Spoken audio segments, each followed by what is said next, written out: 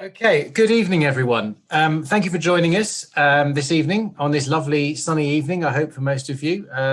Must be the second longest day of the year. Lovely. So we're here for this CSES talk this evening, which will be delivered very kindly to us by Tim Wonder. Tim is a historian, playwright, expert on Marconi as a former employee, very much a Chelmsford man, although based currently on the Isle of Wight. And we're privileged to have him with us here this evening, albeit virtually. This is his second talk for us this season, in our season of centenary lectures for the year 2020 as part of Essex 2020. And I'll be circulating a link at the end with some other events that are coming up and also a feedback survey for people to do as part of this special celebratory year.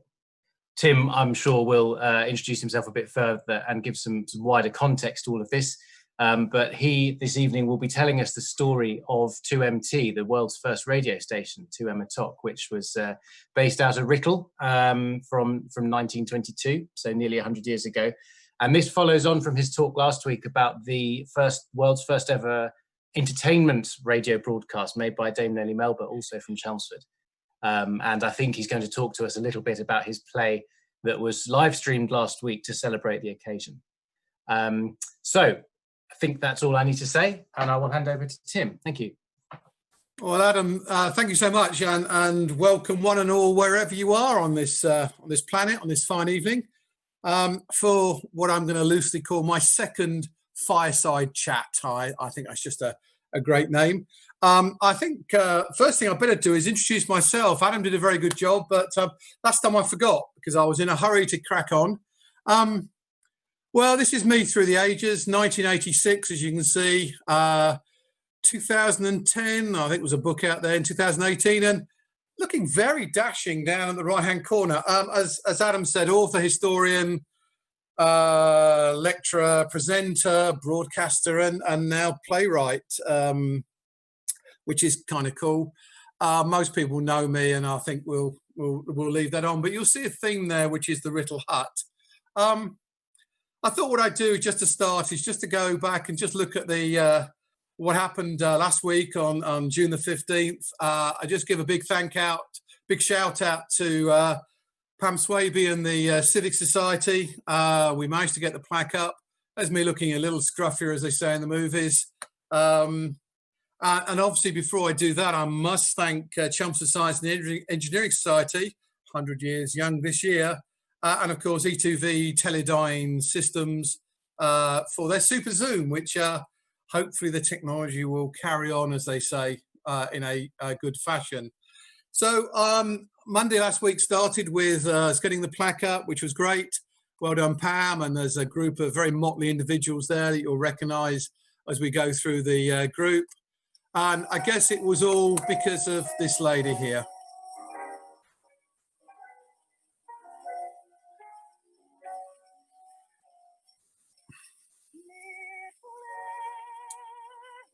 Well, as we know, Madam Melba came to Chelmsford 100 years ago and sang a considerable heart out.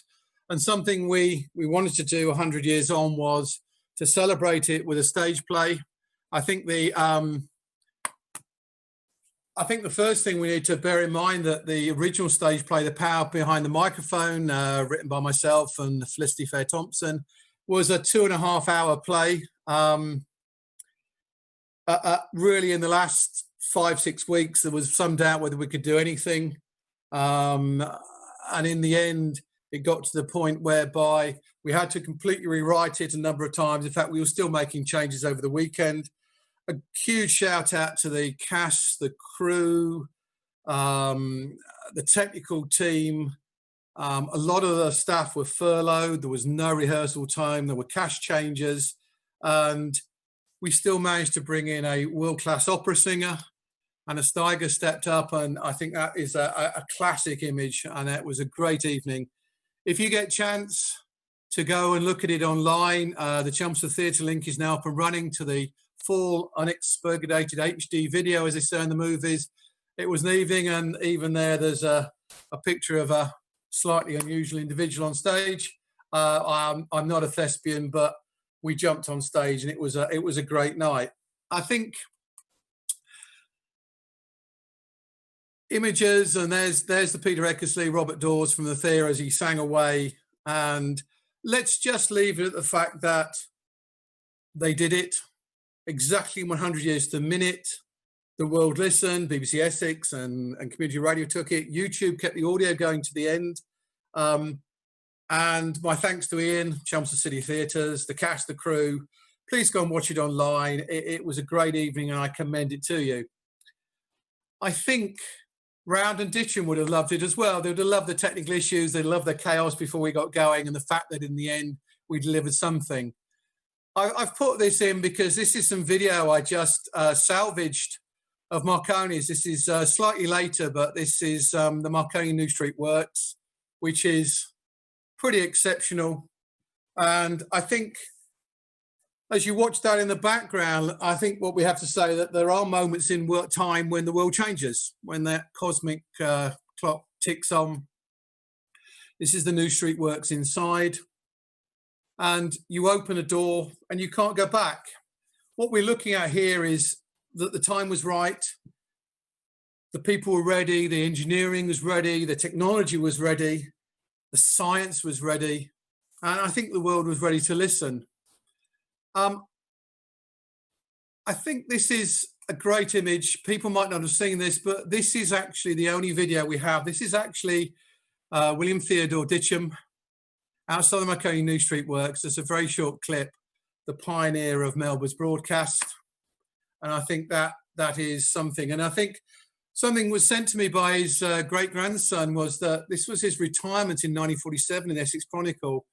And Ditcham himself, and you can't argue with the Oracle, said he dates the birth of radio from Melba on the Crystal set. So I think that's a great place to really start this part. But really, what I wanted to do was go back in time a little bit, because there are two strands to the birth of broadcasting. There's the experiments that I talked about last time, and I think that my last lecture is online with the Chelmsford Science and Engineering Society website. But you really have to take the second strand, which is our theme tonight, and go back to the First World War, the Great War, the war to end all wars. And really, you're looking at a war that was going to embrace new technology, sadly, for the most part, to increase the slaughter on the Western Front and all the other theatres around the world. But radio was going to come of age. As the war broke out, the Royal Navy had radio, the Army had nothing, one set, and the Air Force had, well, they'd experimented with it, but really didn't see any use for radio. But in the trenches, radio sets had started to appear, being used really for communication back to the lines on crystal sets and a combination of aerials. But really there was no future, because putting an aerial up on the Western Front was career limiting because of those pesky snipers. But they realized that there was a need for radio with the new embryonic Royal Flying Corps. So in 1916, they brought together a group of geniuses, the best minds, best engineers on the planet in radio, and they took them to here. This is Brooklands racetrack, 2.75 miles, the Bank Circuit. It was over in Weybridge in Surrey. If you get a chance to go and visit the museum, it is fantastic. It was opened in 1907. It was the very first purpose-banked racetrack. And it was going to have a huge future in aircraft manufacture, but it was also a Royal Flying Corps base. And really, as the cars made way for warfare, I think you really have to come to a point whereby we're now looking at aviation. Now, the history of aviation Brooklands actually goes back to 1909 with this lovely gentleman. This is actually Lewis Paulham, a great photograph I found today. In 1909, 20,000 people packed into Brooklands to see the first ever public air display. So Brooklands was now the centre of aviation, and wireless is being looked at as a mechanism to talk to aircraft. Initially using spark equipment, because that's all there was. The monotonous code of Morse code. And this is a TX1 with a Morse key.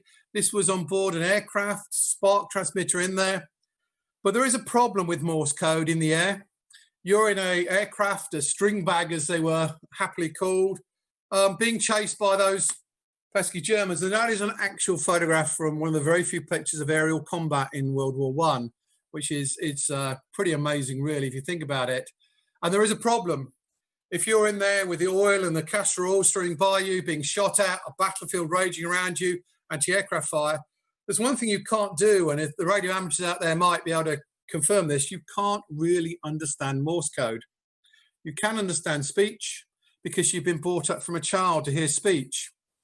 So what the Royal Flying Corps realised is they needed to develop something whereby these spotters, the Royal Flying Corps, could follow the fall of shot of artillery to report on gas attacks as the gas cloud streamed over the trenches, to report on troop movements.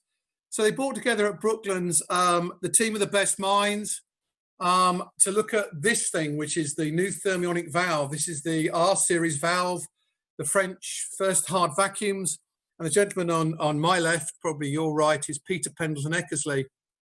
He's one of the many there. There was Furnival, there was Childs, the greatest minds of their age, all in uniform by now, lieutenants and captains, and they were told to solve this problem of ground to air, air to ground speech communication.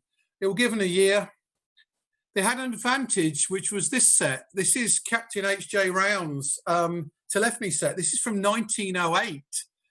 There's actually the only surviving example is in the Oakland's museum exhibition, which sadly only ran for 5 days. But if you get a chance, we have the original in there, which is just an amazing device. Based on this equipment, using those dressing, you'll see an actual original Fleming valve there in this unit.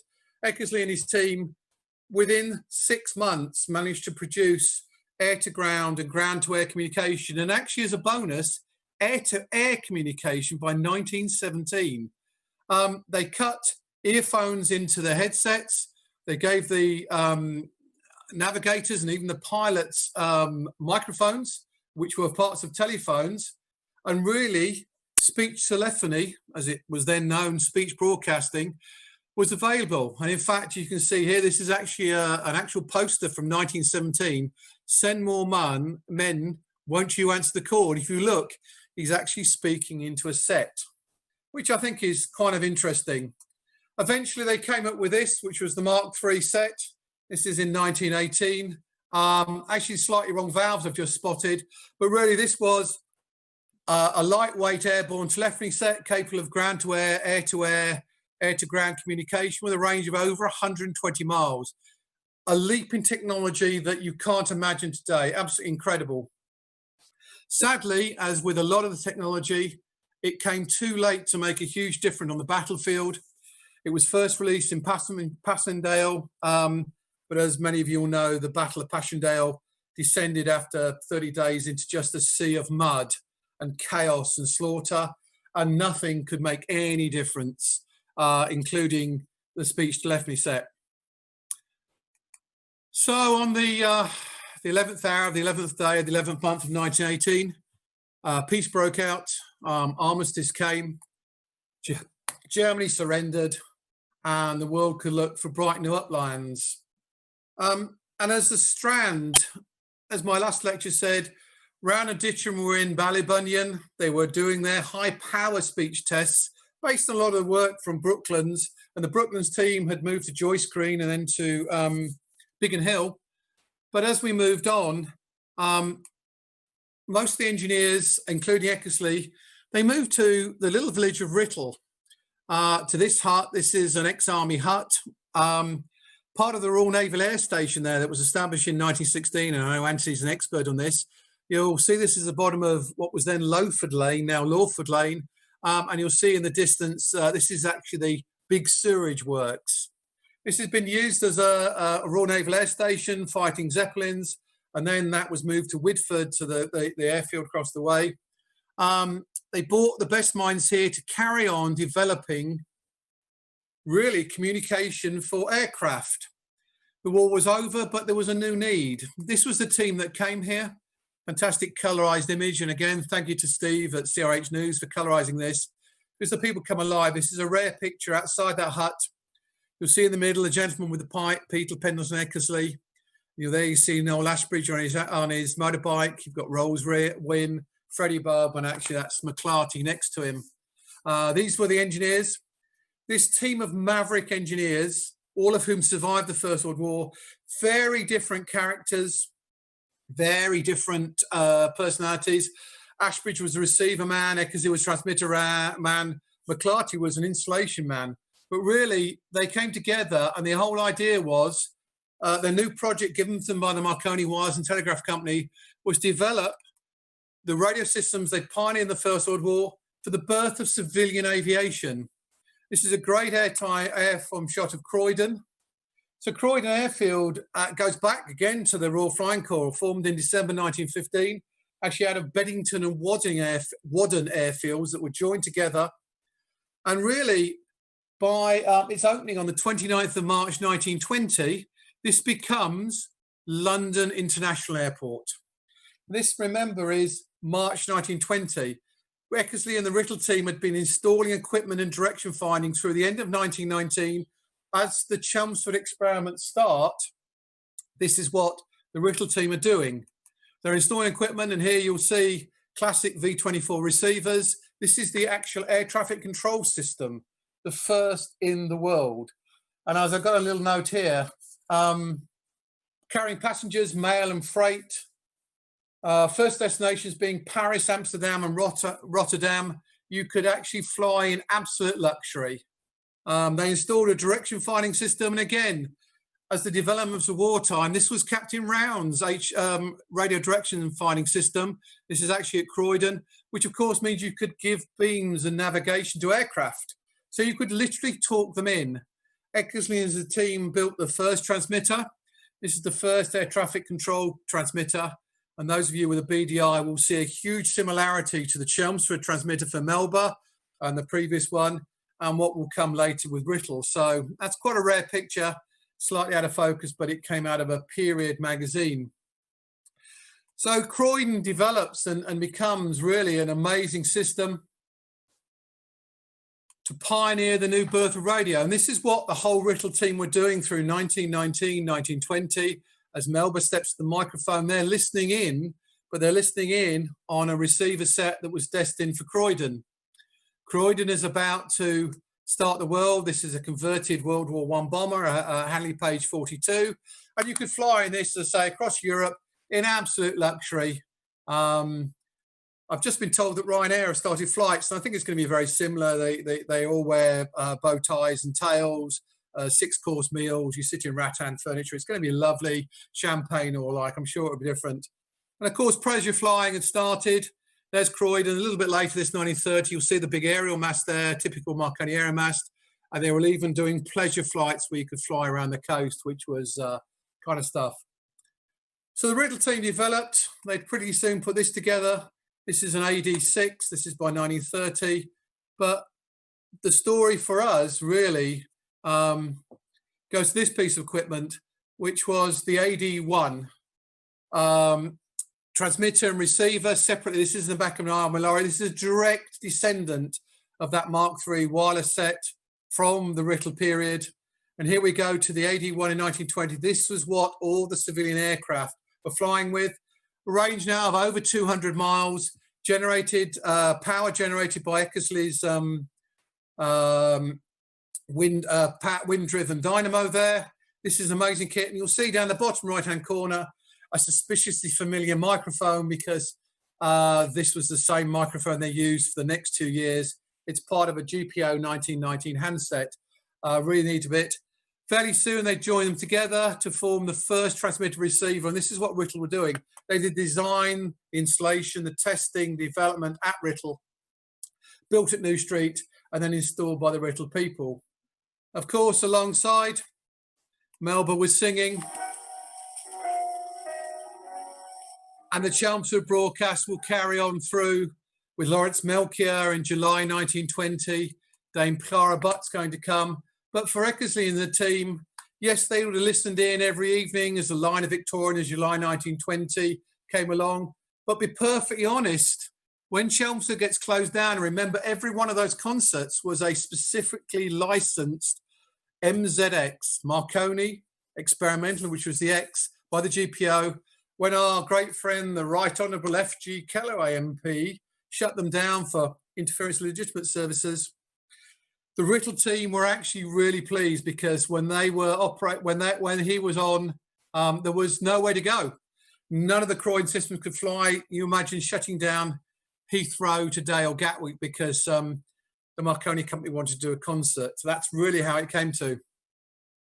So in 1921, as the nation lapsed into silence, all you can hear is my old friend Hauzo Inzera from PCGG, his single valve Philips transmitter there from Holland.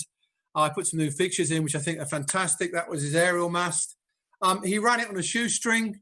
Listeners for Wireless World were asked to send in a pound, a shilling, anything he'd afford to keep dear old Hansa going. And as you say, he'd started his musical soirees, and on Sunday afternoon, he did a special English concert. What I kind of like there, and these are pictures I put in today, look at the horn the ladies singing into as a presenter in 1921. You can see they had a small issue and the band above them as well for scale. This was what concerts were.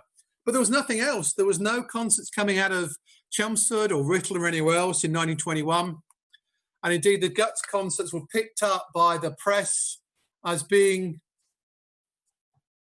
the future. Now, through 1921, the Radio Society, the radio amateurs, the dear old hams had lobbied, they'd fought, they'd argued. They'd come together as the Radio Society of Great Britain, 63 wireless societies.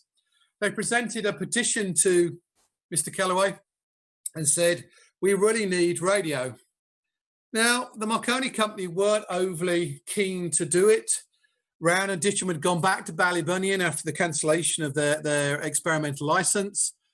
So they looked around and went, okay, who in the entire Marconi empire knows about speech broadcasting? And they came here. This is Eckersley and his team, his hut. You can actually see them waving there as an aircraft. Now, of course, Eckersley and his team by end of 1921 are incredibly busy. Croydon's exploded, travel's exploded. They're getting inquiries from Europe. And really, they just want to get onto it. This is a lovely picture of the back of the Writtle hut. As you can see there, their development aerials just feeding down through. These are actually section bamboo aerials, about 110 feet high, salvaged from the Hall Street works. And these are actually ex-war, but not First World War. These are actually Boer War aerials.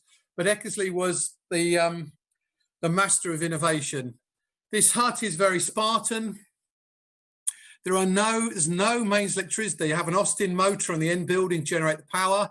There's no toilet there. There's just a horn speaker in the hedge. If you want to do anything else, you head up to the pub, and I think they headed up the pub quite a lot.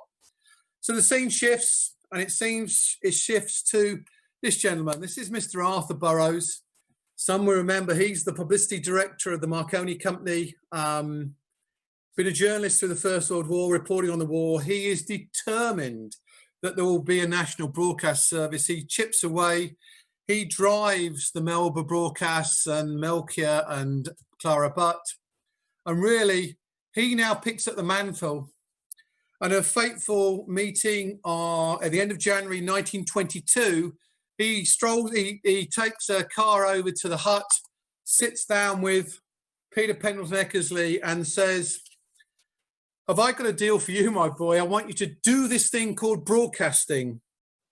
You have to remember that other than the huge concert from Melba, nobody knew what broadcasting was. Broadcasting was you introduce a singer, you do a concert, and you shut it down.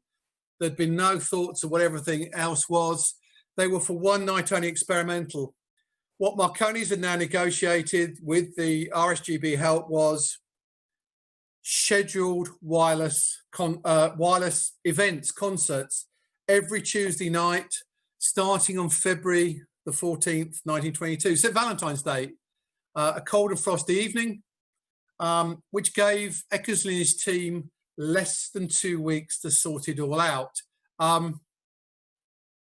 Luckily, they knew what they were doing, and they produced this. You'll see this is basically The backup Croydon air traffic control transmitter broken in half. The regulations for this concert were extremely difficult.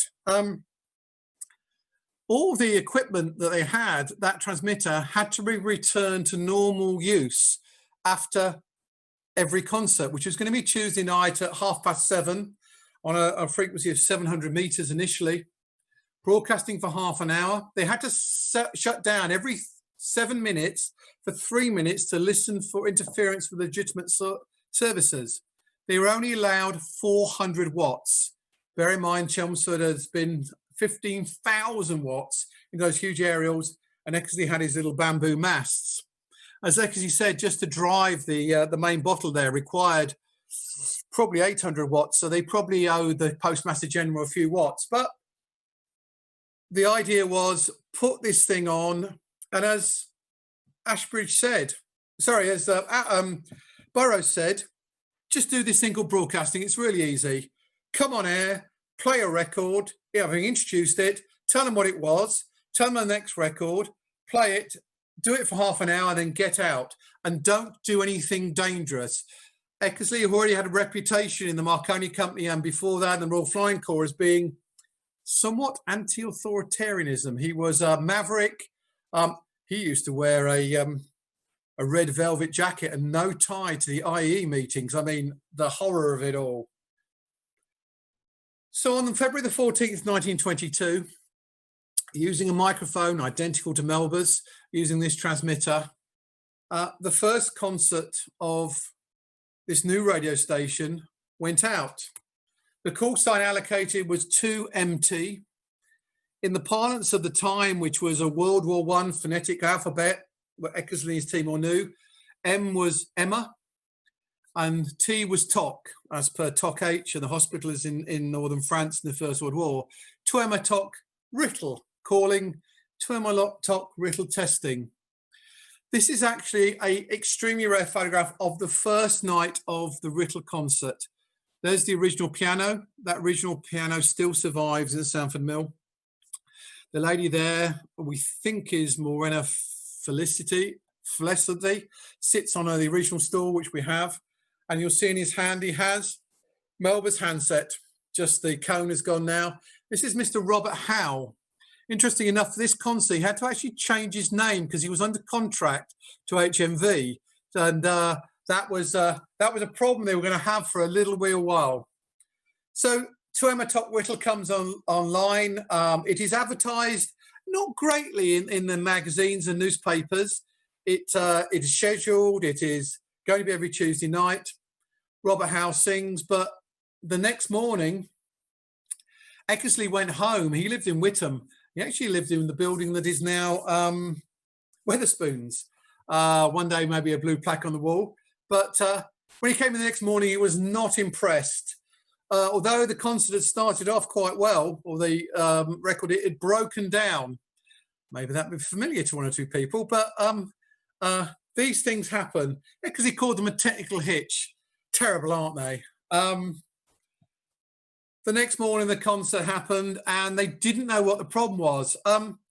Two people that you'll recognise, William Ditcham and Round, actually came over to Writtle, and they spent a whole day trying to work out with Eckersley and team what the hell had gone wrong.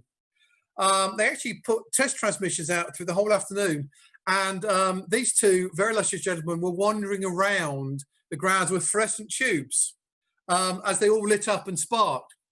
Eventually, they'd found that as they went on air, and this is a theme that also happened at Melba's concert, the transmitter, gotta love them, blew up. They'd seen that this time it was a condenser, a capacitor to the modern audience, had blown, and they replaced it.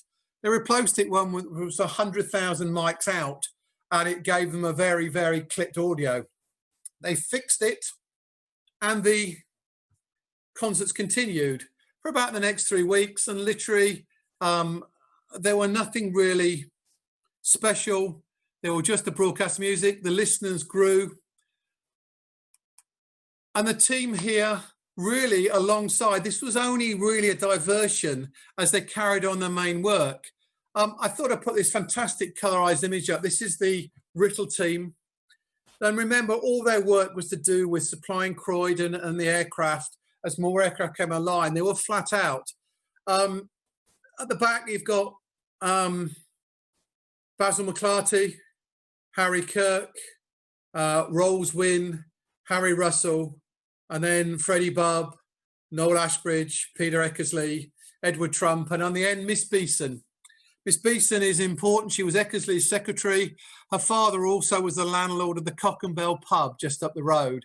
So she was a great person, and she kept the whole line on track. Sadly, her fiance had been killed in the First World War. She never remarried, but she really mothered this team. And you can see a small team. This is all the engineering team was, as they just did these early 2MT broadcasts in the March of 1922 as a hobby.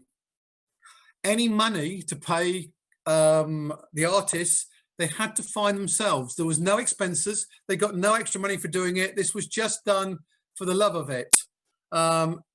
They'd done a commercial contract with the Chapel piano concert, and they supplied their #1 set. And indeed, they managed to get a local singer up. This is Miss Nora Scott, Harry Kirk at the microphone there, a tableau that some of you have seen. And there's actually a slightly different version of that we found in the Star newspaper. So publicity was building, but really, they were really just a case of play a record, play a record, play a record.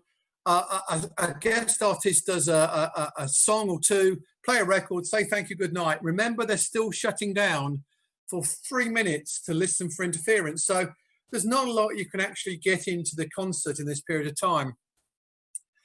Well, as I said earlier, there are moments in time when the world changes, and they're going to be going back. And that's going to be now. It's in the end of March 1922. Peter Eckersley normally goes back to Whittam to be with Stella and the chickens and listen in. He decides that really the whole play has to change. The whole evening has to change. It's got to be taken up another level. Now, Burrough was absolutely dead against this. He loved what they were doing. It was building gradually, but Eckersley was never a man to say no to. Few things about Peter Eckersley, the illustrious captain. Firstly, probably one of the best engineers of his generation. He knew more about wireless telephony than anybody else in the world. He was also a complete eccentric. He never wore the same coloured socks, often not the same coloured shoes. He had a toothbrush. This toothbrush was his universal tool. He'd clean his teeth in the morning, he'd comb his eyebrows, comb his hair, brush his suit down, brush his trousers down, clean his shoes and put it in his pocket for tomorrow. This is Peter Eckersley. The famous motorbike and sidecar that kept Writtle going backwards and forwards, it actually belonged to Ashbridge. Eckersley used to steal it, ride it around, and for at least 6 months, he had a flat tyre on the sidecar. And people remember him running up New London Road in Chelmsford, just riding it with 2 wheels, the sidecar off because the tyre was so flat. He also put it in a ditch a couple of times. Farmer Brown pulled him out. He thought it was funny. You're getting an idea that for Eckersley, there were no rules. Everything was interesting. Everything was fun. Everything was new. Yes, he'd survived the First World War, but he'd never been allowed to fight, which he always left an indelible view with him. He was considered too important, although he had served in Egypt. And I think with Eckersley, you've got to really say that this is when that world changes, because Eckersley one night steps to the microphone. Ashbridge was dead against it. And he decided that rather than just announce things, he was going to talk to his audience as if he was in the room with them, as if they were his friends. This had never been done before. This is new. He realized that he was being welcomed into everybody's front room across the country, and he would quickly become their best friend. And this is where really everything we now starts in terms of Eckersley. Let me just do this. And this is Peter Eckersley in the summer of 1922, Tomatok Writtle testing. jamming. Maybe some oscillation. Woo! Sorry. Well, sorry, CQ, closing down a moment. Hello, CQ. This is 2M talk. Writtle testing. This is 2M talk. Writtle testing. Are the signals okay? No, they're not. Wave your hand if it's all okay. No wave.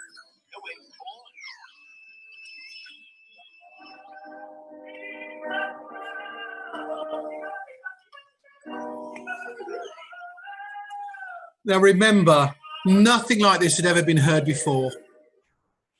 People had been listening to Morse code. They'd heard Melba sing, and that was incredible. And now out of their microphones, into their headsets, out of their speakers comes Eckersley. Eckersley is now pushing the edge of the envelope. He is just making it up as he goes along. The first thing is, he didn't shut down for 3 minutes on his first concert. He decided he was a legitimate service. You're meant to only run for 30 minutes. Eckersley's first concert was 1 hour and 10 minutes, and it got longer and bigger. And really, I don't think you can almost stress the impact that you actually have during the summer of 1922. Within 3 months, Eckersley's become not just famous in Britain, he's become famous across Europe. His concerts are now a feature of every newspaper.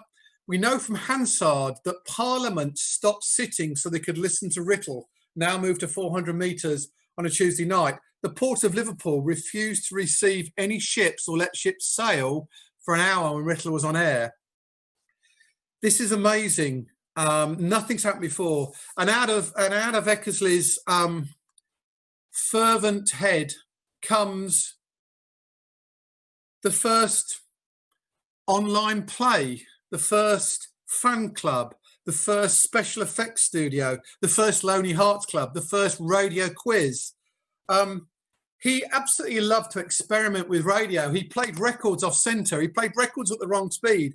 He played records smeared with marmalade just because his audience loved them.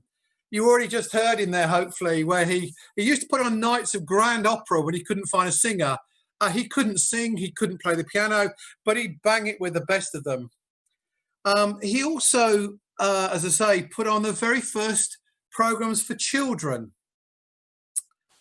Now, this was a real first because, radio was brand new, but to recognise that children were the future, they were the future audiences. And that theme will ricochet for the BBC, and we'll talk about it a little later. But some of the eyewitness accounts, because that hut in the partially flooded field in Writtle, the long, low hut filled with long, low people, as Eckersley loved to call it, really, he started to get an audience of 30, 40 people outside the hut, letting all the children come in and sit in front of him. So it was packed as he did the concert. And they listened all over. Wireless societies started. Harrods had a wireless room. Clubs,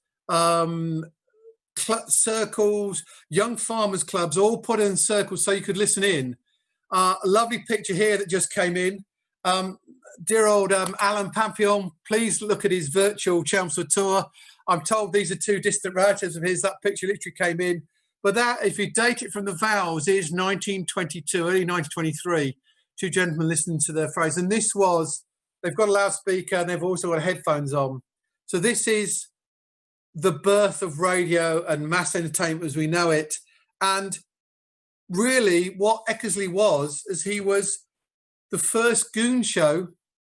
But bear in mind, in 1922, only one of the goons was actually been born, and he was in nappies. Eckersley knew no bounds. He'd tell the bluish jokes. He'd do impersonations. He'd do comedy shows, skits. He just made it up, and the like of it. You know, imagine this is the first radio you've ever heard, and you can see why he got so popular so quickly. This is a lovely picture of Eckersley with his 2 of his actors he brought in. This is Uggie Travers, a well-known actor, and they came in to do Cyrano de Bergerac, the very first stage play ever produced on British radio, possibly in the world radio, but we won't argue on with the Americans tonight. A lovely picture there, Eckersley on the right.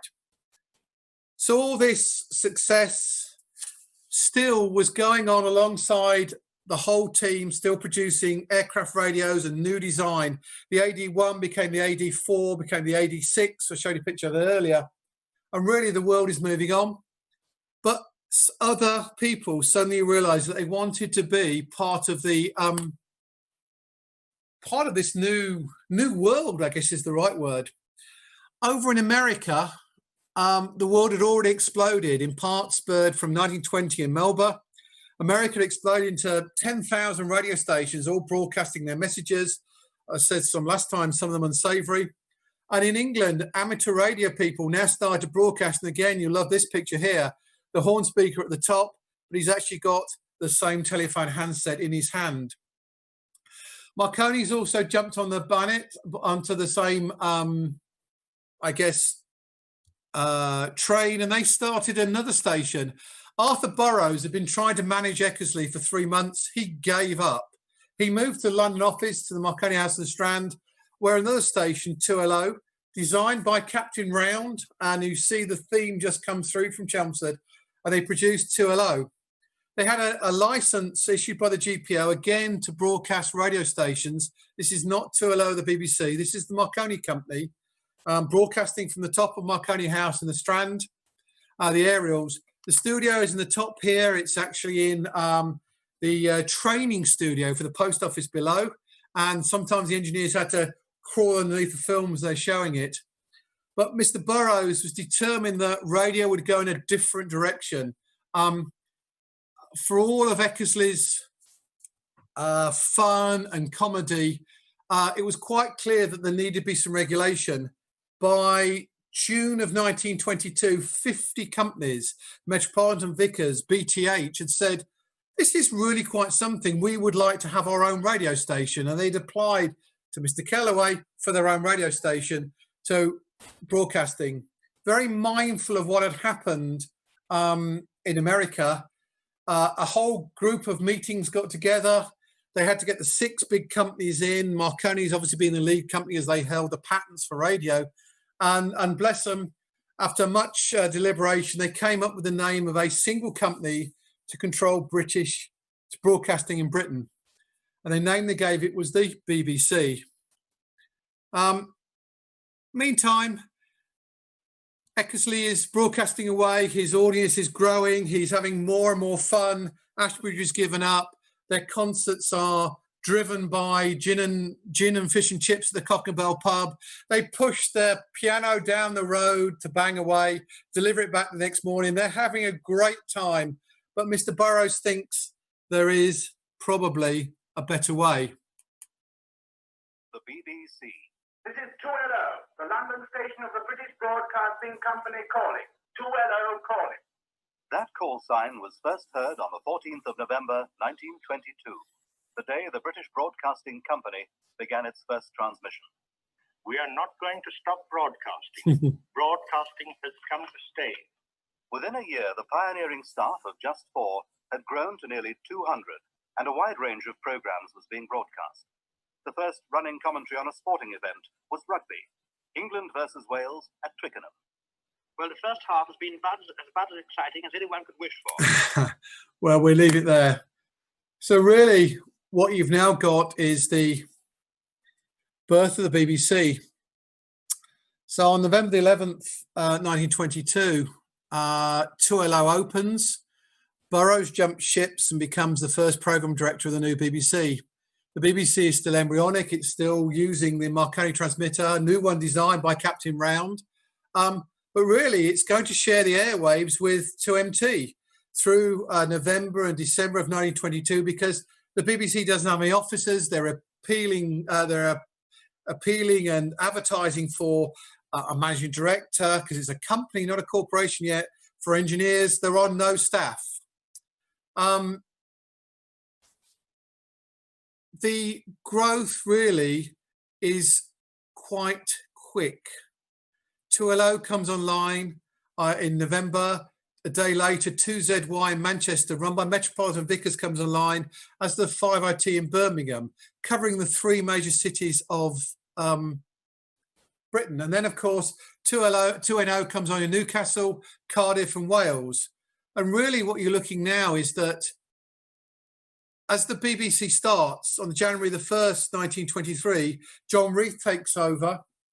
He looks around and basically says, well, I have no engineering team and this is an engineering problem. There's a lot of other problems to do with handling media, handling broadcasting, because nobody has done broadcasting apart from Eckersley.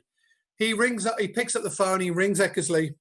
Eckersley goes down in January 1923, and by his own admission, suddenly realises that not only had he agreed to close down 2MT, but he'd also agreed to join the BBC as the first chief engineer.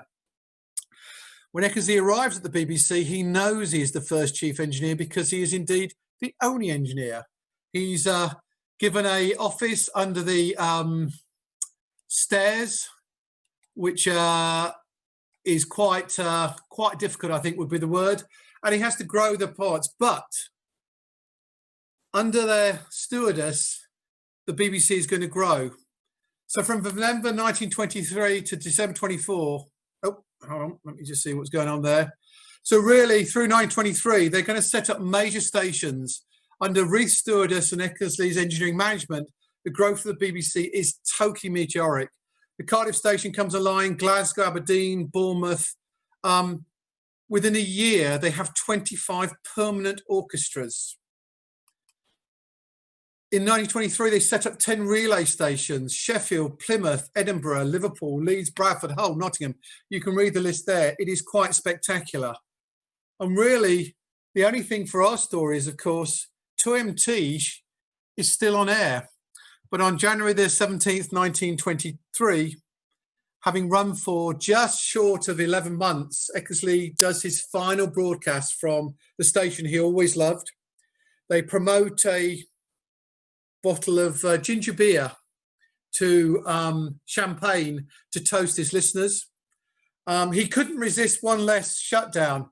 2LO had paid an awful lot of money to the Royal Symphony Orchestra to buy a great big set of chimes to give their stations gravitas. Eckersley's version from 2MT in that long, low hut was half-filled empty ginger beer bottles, milk bottles, and some bicycle rims, which he'd bang until the bottles broke. And he did that on January the 17th because he was not yet a BBC man.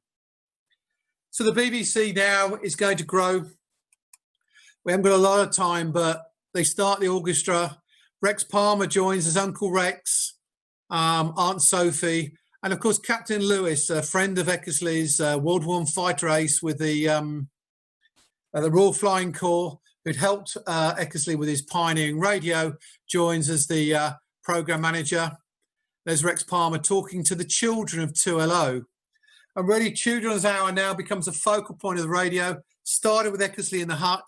Now Spick and Span, the two little goblins, are going to take their children on a world of adventures to places they've never dreamed. And really, this is really where the power of radio, the power of the microphone is just so incredible, because from nothing, really now, the nation, millions of people have got access to radio on 2 channels under Eckersley's stewardship.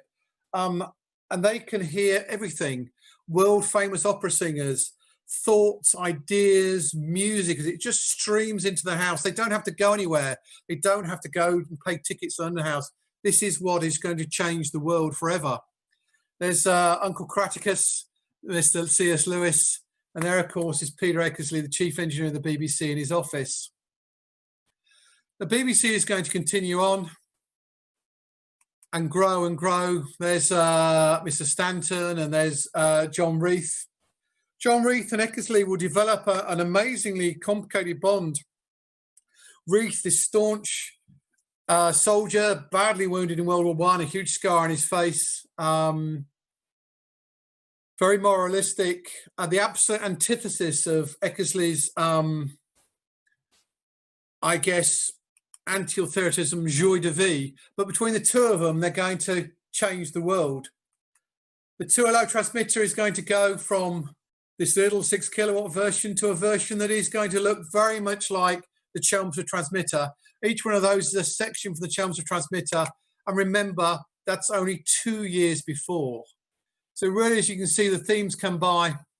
And really, Arthur Burrows, there he is at the microphone. But the microphone is still Melba's microphone, and there are the chains. I thought it'd be interesting to say that really, in terms of the audience had grown. We don't know how many people listened to Melba because it was experimental. They were mainly amateurs. There was no real production equipment.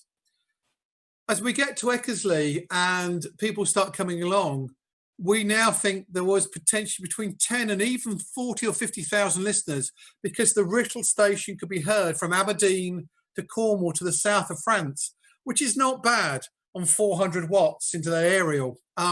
But of course, there wasn't a lot sharing the frequency with them at the same time. The concerts on the BBC now are going to be heard throughout the nation, sung, but again, as the new microphone, again, you'll see Melba's microphone sitting there, and this is now 1923. So that is hung on for 4 or 5 years. What are the amateurs listening on? Well, they're listening on the crystal set, tickling the catch whisker. And of course, really what we now see, and this is where the Marconi company starts to come in, we're now seeing the first commercial domestic radio equipment. This is the Marconi Phone V2. And what you see now here is the first set, again with those R-series valves, still going 5 years later from when Eckersley first started to play with them at Brooklands. The R-series valves become part of the V2A and the Marconi Phone company who are now making, you can buy this. It is still horrendously expensive. This is £16 and 3 shillings. That is probably £400 to £500 today to buy. But really, this is the birth of the first consumer electronics, really. So, well, we're really rapidly running out of time, which is no surprise. But I thought what I'd do is take you through. So now broadcasting is firmly established. Huge companies are going to start and manufacture radio sets through the 1920s and 1930s. As for Writtle, Eckersley picks up the phone very quickly and hires all of his team, apart from Edward Trump, to join them. McClarty will become head of research. Kirk will become head of installation. Wynne will become director of science. And they will go on as the Writtle team throughout the BBC to pioneer small things like, well, one for Martin, television. Eckersley actually has the first meeting with Joe and Logie Baird and was not impressed, more impressed with the EMI Marconi system, which was electronic, but it will be Ashbridge and Kirk who will bring it into use because Eckersley leaves the BBC, but that's a story for another day. The Writtle site will continue. It will develop these, the 1155, 1154 bomber command receivers and transmitters, only possible because of the speech transmission work 15, 16 years earlier. It is such a compact piece of history. And there's the same equipment on a Lancaster bomber, 80,000 equipments designed and built. And indeed, these pictures just came in the other day. This is a Lancaster outside the Writtle factory with the crew outside. And there's the actual Marconi works grown to huge. And at the top there, lines on the screen, but there's the Writtle hut at the very top next to Lawford Lane, still there. But now to become one of the most secret sites in the country as we go through to 1944-45. Other things that come out of small huts, well, the guy who designed the receiver on the IF strip for the 1155 bomber cam receiver, Christopher Cockrell, picked this up the other day. He left Marconi's after 15, 16 years. He goes on to design the hovercraft, the first tests done outside the window of the Writtle hut. Edward Trump stays there, still working in 1960. And of course, I go there as a young engineer in 1983. This was the Marconi Writtle Works. As we then knew it, the hut had now gone in 1963. The site, as it looked there, that's in about 1988, just before it was eventually knocked down and becomes Melba Court. Terrible name. Dame Nellie Melba never went to sing in the hut. We've tried to fix it a couple of times on Wikipedia, but it keeps coming back. That's quite a scary picture because the lad there in the front is my oldest son. He's now 27 and drives a super yacht and is watching hopefully from Miami this evening. As for 2LO, from Marconi House in the Strand, all gone. The place where the first 2LO station started now, we managed to save the archway. It's now hidden inside luxury flats. And now the Marconi New Street site, as you know, the factory that started all the massive masts, all now long gone, and just a small part of it survives. The plaque outside really tells the story of Guglielmo Marconi, the father radius, and the first broadcast from Dame Lady Melba. I was the last person out of her studio the day before it was demolished, just to make way for the Westway radar factory. I took this picture, which was strange because there appears some ghosts, and hopefully the ghosts have huddled around tonight and again on Monday night, and maybe they'll join us again in the future.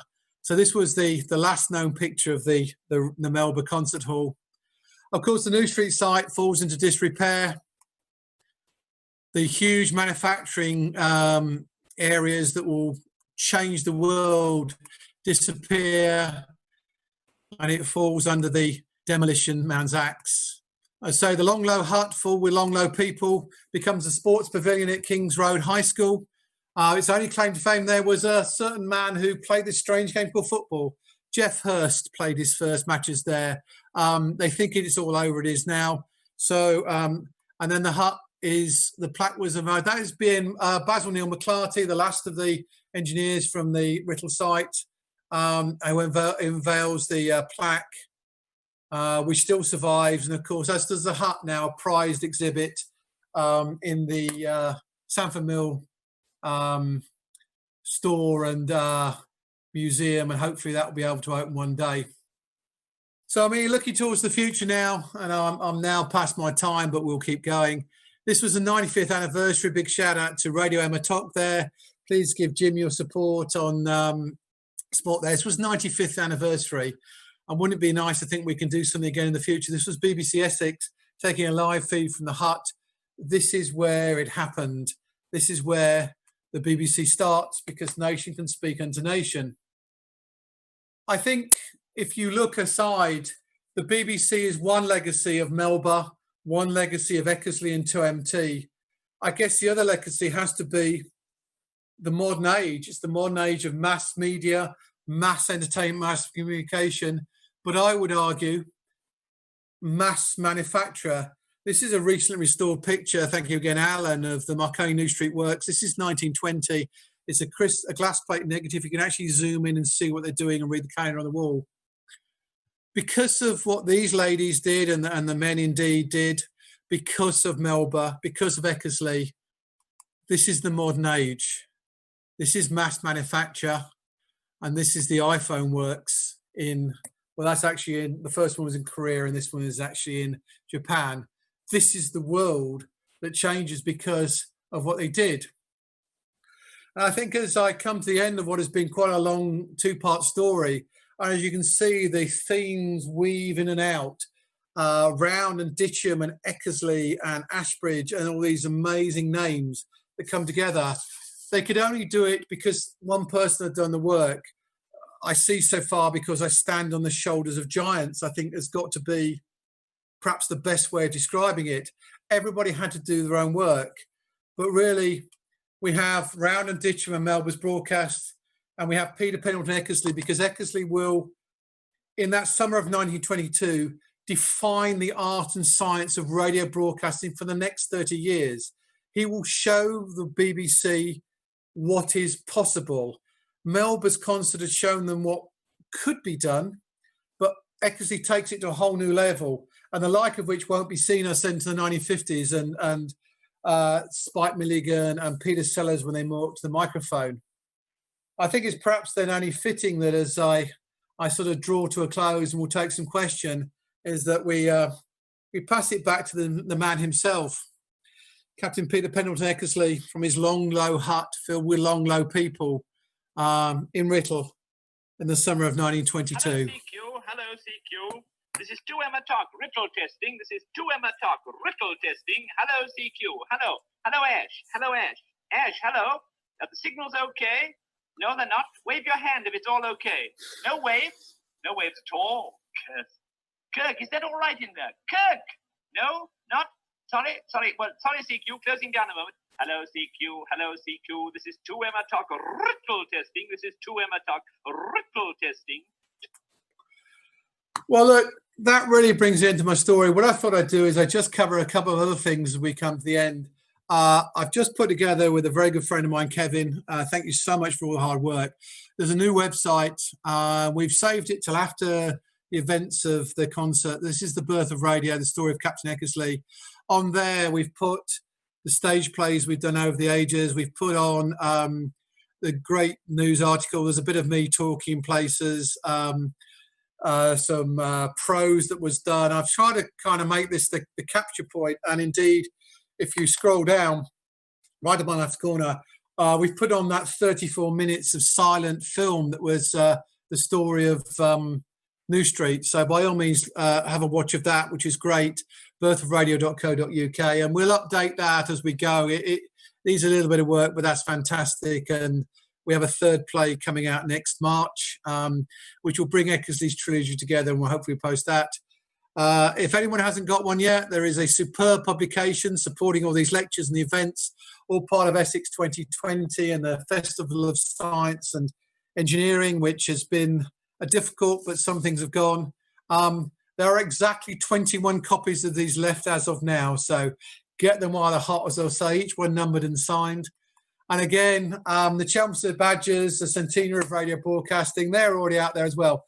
I promised not to do a sales pitch, but I couldn't resist it. And I think the badges, again, a little story about these. Part of my theme has been, and part of Eckersley's innovation was to address children. And we're now looking at a period of history where, for the first time in 1,000 years, because of Melba, because of Eckersley, because of the birth of the BBC, the whole social structure of Britain and Europe and the world is going to change. For 1,000 years, the centre has been the fireplace. That's where families gather together to eat, to stay warm, to come together, to tell stories by the fireside, and to pass on generations. That changes with that mass manufacturing in less than 2 years. And suddenly now the centre is this wooden box in the corner with glowing knobs and the bright emitting valves that will light the room up, because that is where the focus goes. And now that is going to become the focus for the next 30 years until television. But part of that was the new audience of children. The BBC recognised that, driven by Eckersley. They set up the children's clubs. They called them radio circles. They called them fairy leagues. They thought it would have no interest, that they were going to read out the children's names live on air and their birthdays, whenever their birthdays appeared. As a victim of their own success, within 3 months, 500,000 children had signed up to become part of the children's circles. It got so overwhelming that they had to be stopped in 1933. That, if nothing else, is the power of radio. And that is they were the next generation electronic engineers who will take us through as part of mass manufacture and make the world ready for Second World War, because radio and radar are going to play a crucial role in defeating the Nazi menace.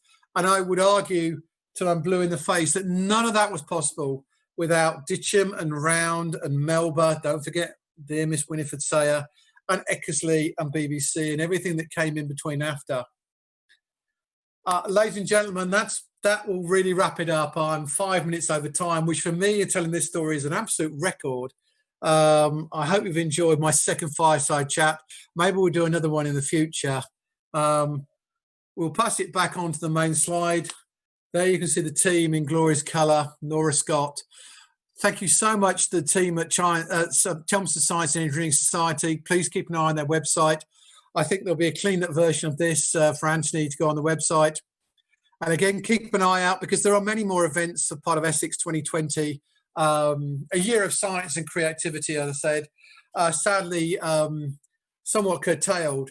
And let's not forget that this is only the start, although after 2 weeks I'm going to need a break, but after 2 weeks of this, but we're now looking ahead, because Melba has been fantastic, and thank you so much again to the theatre team and to everybody who supported it through that. But looking ahead, Eckersley and the BBC, a great organisation, is now fighting for its survival and its structure and its existence now.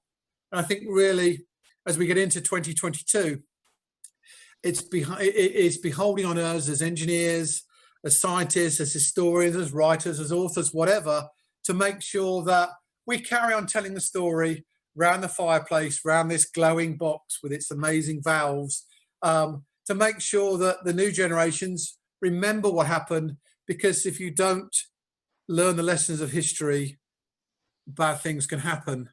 So look, I'm going to hand back to Adam now and say thank you so much for staying with me. I think we popped well over 100 at one stage, and thank you for staying with me. And just in closing, saying good night, CQ, good night. This is station 2 Emma Top closing down. God bless you all, because I can't. Good night. Good night. And thank you so much for joining me and listening to my fireside tale tonight. Adam, take it away. Whew. Thank you very much, Tim. Cheers, everybody. Really, really interesting. Thank you. Very well received, judging by the comments that have come in and the questions. Well, thank you. So, I mean, I can take some questions now. What have we got out there? Go on then, hit me with the best ones.